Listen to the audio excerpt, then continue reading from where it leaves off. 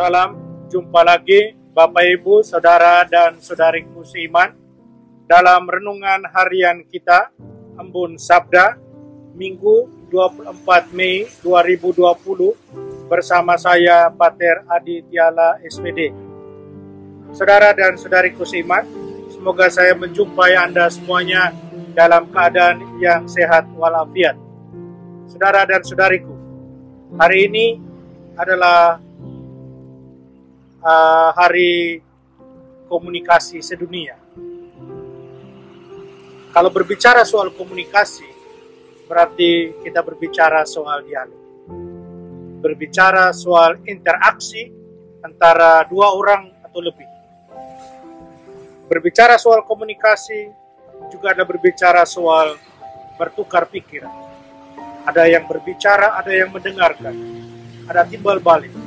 Pertama yang satu berbicara, yang lain mendengarkan, dan kemudian yang sudah berbicara harus juga mendengarkan, dan yang sudah mendengarkan harus juga berbicara.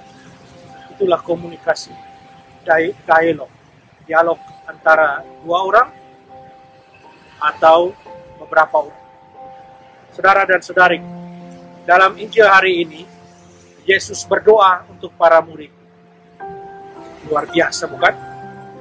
Yesus Tuhan. Dia guru. Dia berdoa untuk para murid. Dia berdoa untuk kita.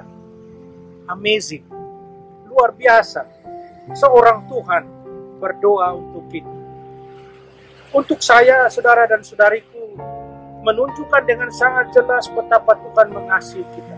Dia mencintai kita luar biasa. Berdoa adalah satu komunikasi yang bagus dengan Tuhan, dan Yesus buktikan itu. Yesus mau ajarkan kita 3 hal.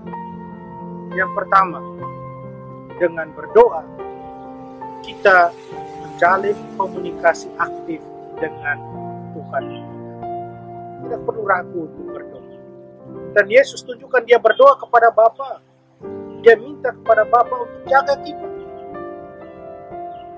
Berdoa juga yang kedua, saudara dan saudariku, adalah salah satu bentuk peneguhan buat kita yang ada dalam penderitaan, di dalam kesulitan, ketika menjadi murid-murid Tuhan, ketika mewartakan Tuhan.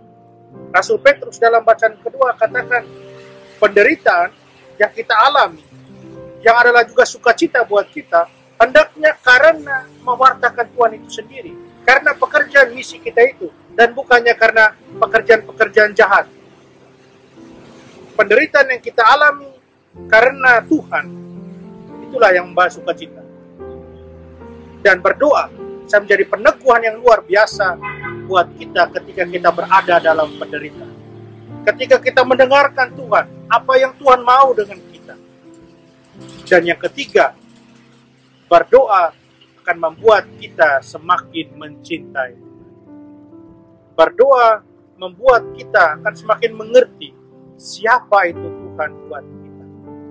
Ketika sekali lagi, bukan kita yang banyak berbicara, tapi kita juga menyiapkan waktu untuk mendengarkan Tuhan.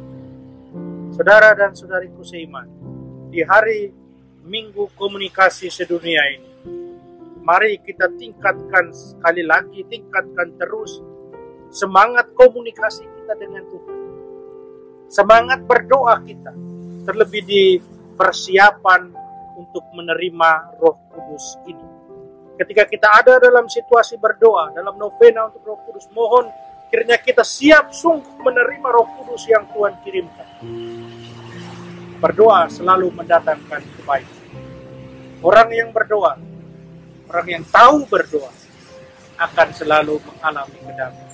Dan itulah komunikasi yang paling aktif dan interaktif buat saya, yaitu ketika kita berdoa. Mari kita mohon berkat dari Tuhan sertamu. Kita sekalian, semua orang yang kita doakan, segala rencana usaha kita dilindungi, dibimbing, dan diberkati oleh Allah yang Maha Kuasa, Bapa dan Putra dan Roh Kudus. Amin.